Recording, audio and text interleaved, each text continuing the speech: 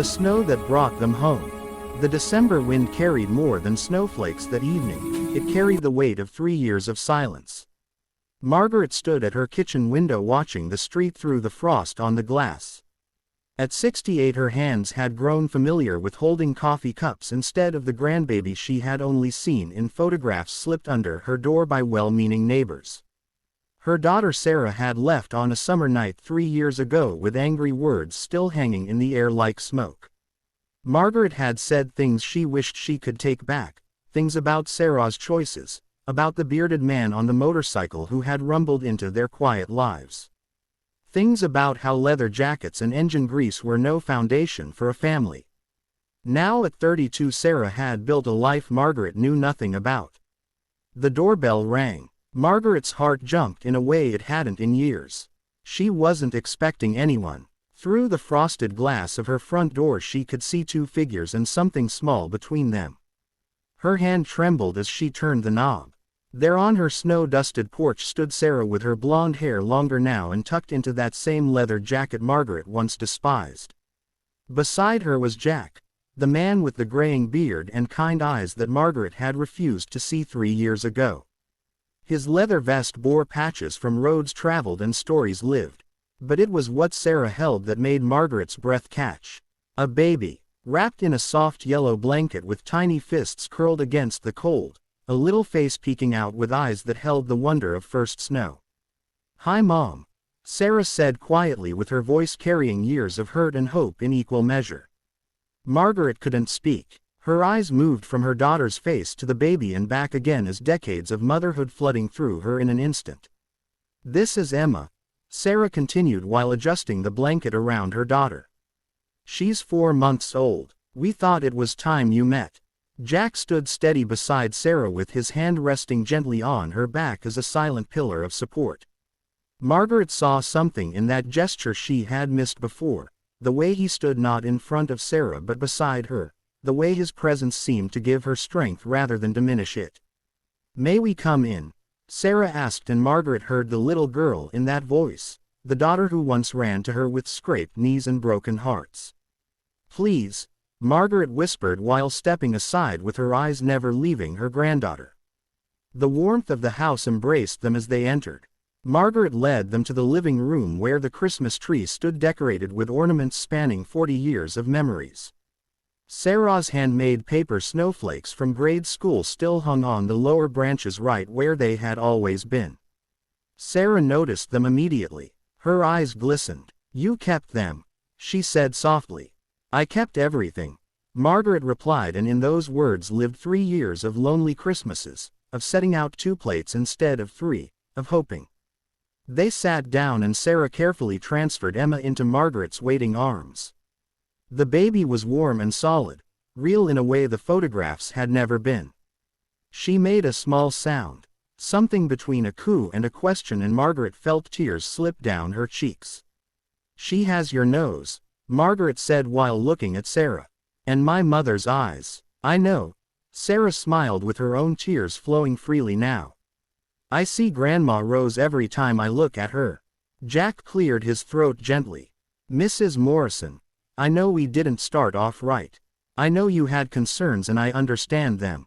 I want you to know that I love your daughter more than anything in this world. And Emma, she's our everything." Margaret looked at him and really looked at him for the first time. She saw the gentle way he watched Sarah, the proud smile when he glanced at his daughter, the nervous respect in his eyes as he spoke to her.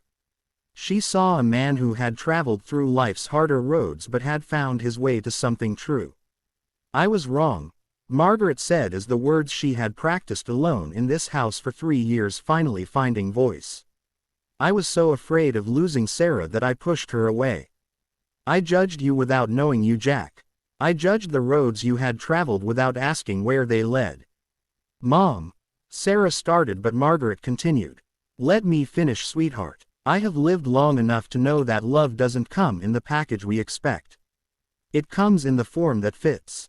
I can see how he loves you. I can see the family you have built. And I am so sorry I wasn't there. Sorry for the words I said and sorry for the time I've missed." Emma yawned with a tiny perfect yawn and nestled deeper into Margaret's arms. The baby's trust was absolute and innocent, unaware of the bridges being rebuilt around her. Sarah moved to sit beside her mother on the couch and Jack settled into the chair across from them while giving them space but staying close. "We almost didn't come," Sarah admitted quietly. "I was so scared you would turn us away, that you would still see us the way you did that night." "What changed your mind?" Margaret asked while gently rocking Emma. "Emma did," Sarah said while looking at her daughter. "When she was born and they placed her in my arms, I understood for the first time what you must have felt when you held me. That fierce protective love, that desire to keep her safe from everything. And I realized I didn't want her to grow up without knowing her grandmother.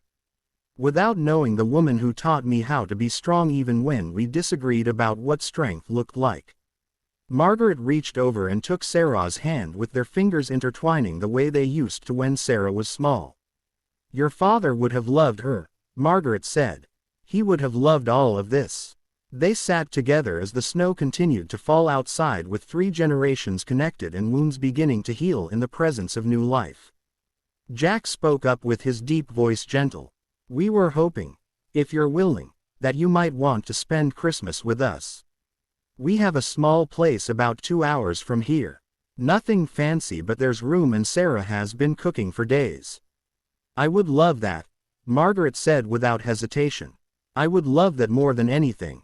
As the evening wore on they talked about everything and nothing while filling in the gaps of 3 years with stories and laughter and occasional tears.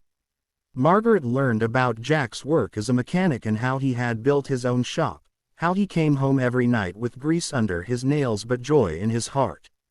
She learned about Sarah's job at the library and about how she read to Emma every night with the same stories Margaret had once read to her. When it was time for them to leave, Margaret walked them to the door with Emma sleeping peacefully in her father's arms now. "Come back soon," Margaret asked, and it was both invitation and plea. "We will, Mom," Sarah promised while embracing her mother. "We will." Margaret stood on her porch watching as they carefully made their way to their car with Jack's protective hand on Sarah's elbow as they navigated the snowy steps. Their care for each other was evident in every gesture. As they drove away with red taillights disappearing into the snow, Margaret felt something she hadn't felt in 3 years. Peace. The kind that comes from second chances and opened hearts, from learning that love grows not by holding tight but by letting go and trusting it will return. She looked up at the falling snow with each flake unique and each one finding its place, and she smiled. Christmas had come early this year, wrapped not in paper and bows but in forgiveness and grace, in the tiny hands of a granddaughter who had brought a family back together simply by being born. Margaret went back inside with her home feeling warmer somehow and fuller. She picked up her phone and marked Christmas Day on her calendar while drawing a heart around it. Some gifts she thought are worth waiting for, and some loves are strong enough to weather any storm. If this story touched your heart, please like, share and subscribe for more heartwarming tales of kindness and connection. Leave a comment below about a time when forgiveness brought healing to your family. Your story might inspire someone who needs hope today.